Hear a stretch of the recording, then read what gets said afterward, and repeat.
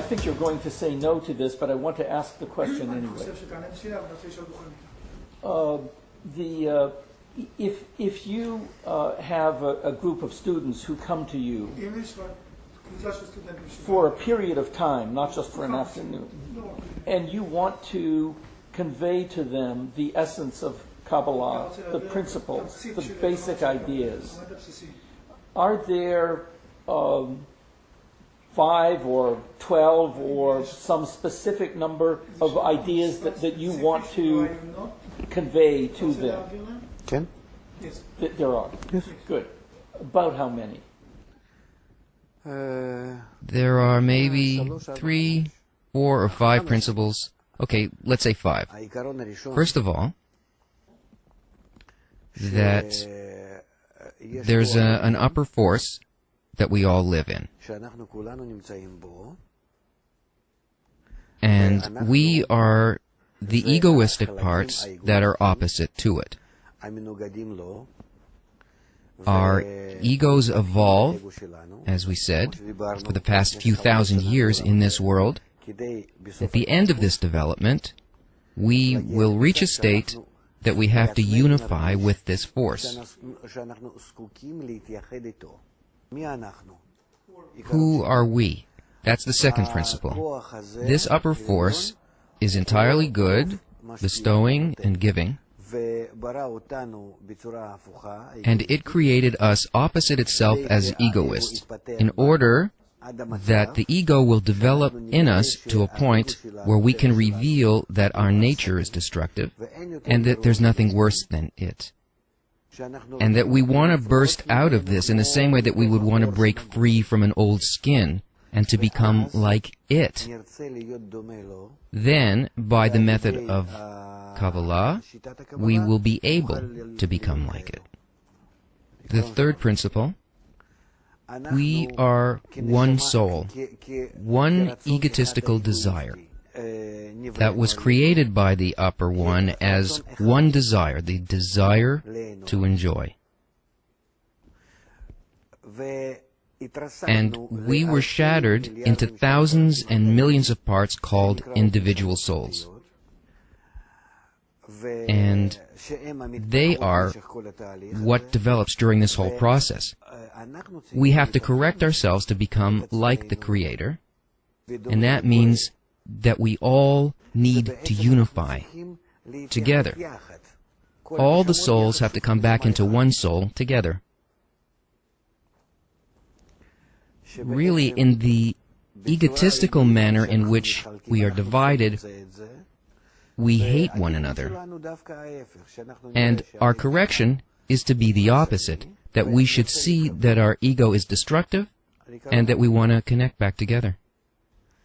The fourth principle, when we reach the immense destructive ego of our times that's starting to appear, we see just how bad it is. There are now 2 ways.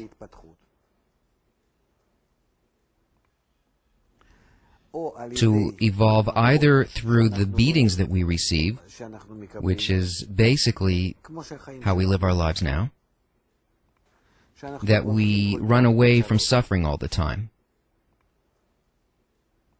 I'm not sure where I should run to, just as long as it's away from what's hurting me.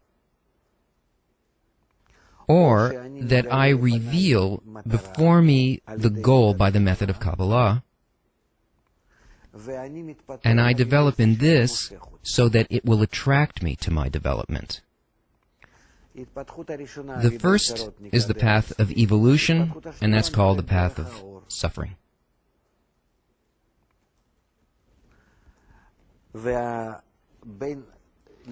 the second path is called the path of light. And our choice is whether to evolve one way or the other, and all of the development of humanity until this time was without any freedom of choice. We were simply carrying out what the ego told us to do.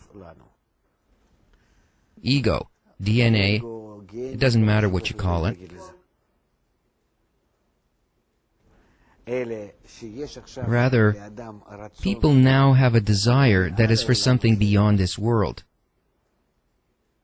They can't fill themselves with anything that they can find in this world. So they ask themselves why they exist, and they don't know why.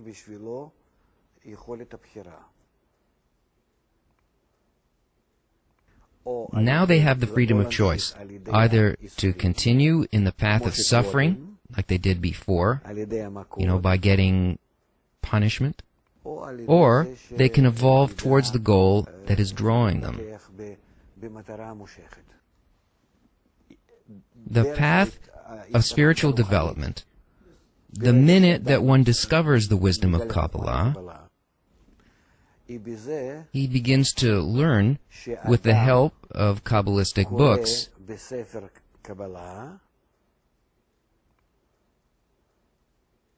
about his more corrected and his more advanced state.